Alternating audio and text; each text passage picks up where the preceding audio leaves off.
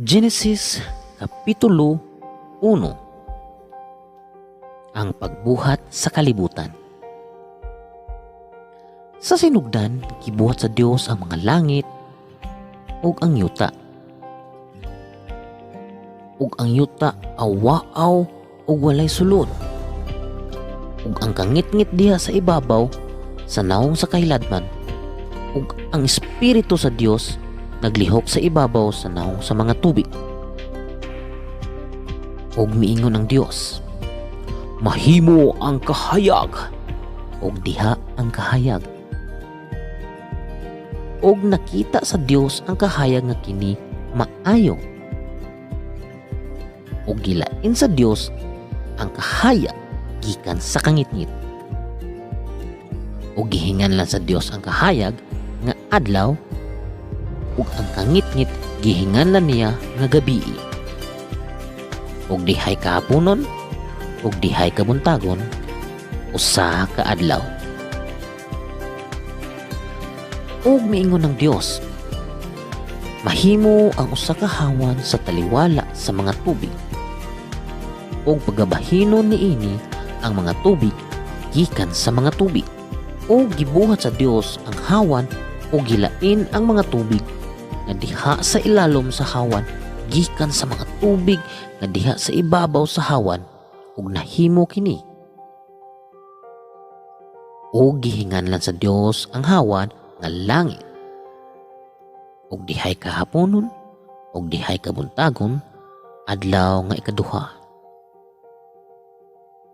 Ug miingon ang Dios, matingob ang mga tubig nga anaa sa ilalom sa mga langit ngadto sa usa ka dapit, ug tumungha ang yuta nga mamala, ug nahimo kini.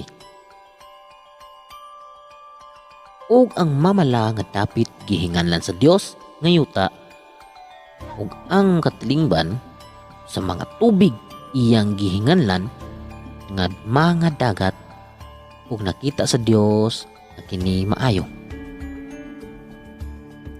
Ug miingon ng Dios, magpaturok ang yuta ug balili, alamnon nga maghatag og binhi ug himunga mga mangkahoy nga maghatag og bunga ingon sa ilang matang, diin anaa kaniya ang iyang binhi sa ibabaw sa yuta, ug nahimo kini.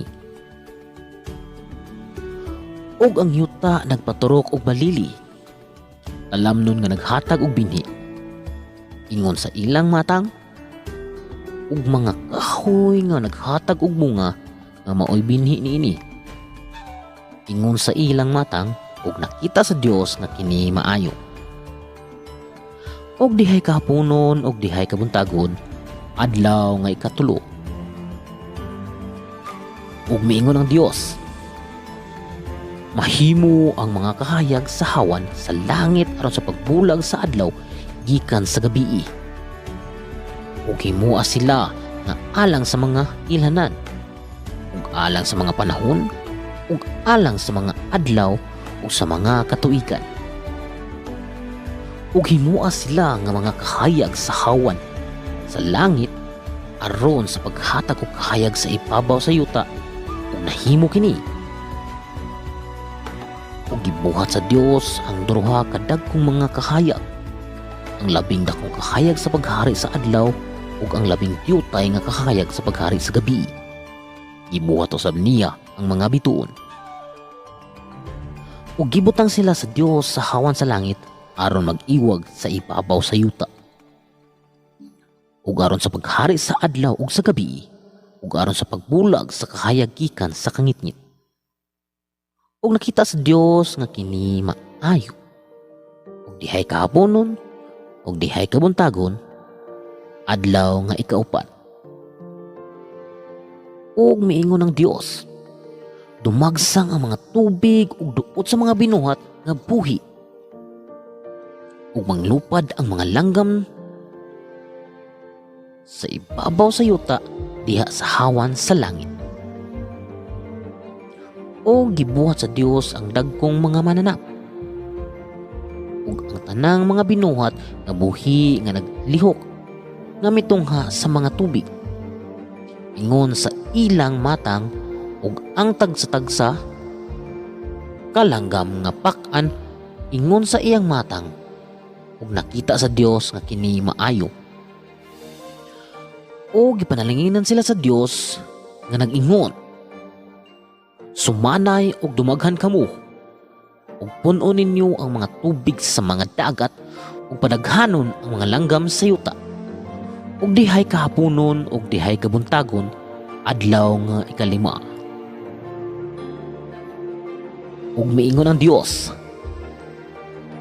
magpatubo ang yuta ug mga binuhat nga buhi ingon sa ilang matang, mga kahayupan ug mga butang nga nagkamang sa yuta ug mga mananap sa yuta ingon sa ilang matang ug nahimo kini. Ug gibuhat sa Dios ang mga mananap sa yuta ingon sa ilang matang ug ang kahayupan ingon sa ilang matang ug nga tanan nga mananap nga nagkamang sa ibabaw sa yuta ingon sa ilang matang ug nakita sa Dios nga kini maayo.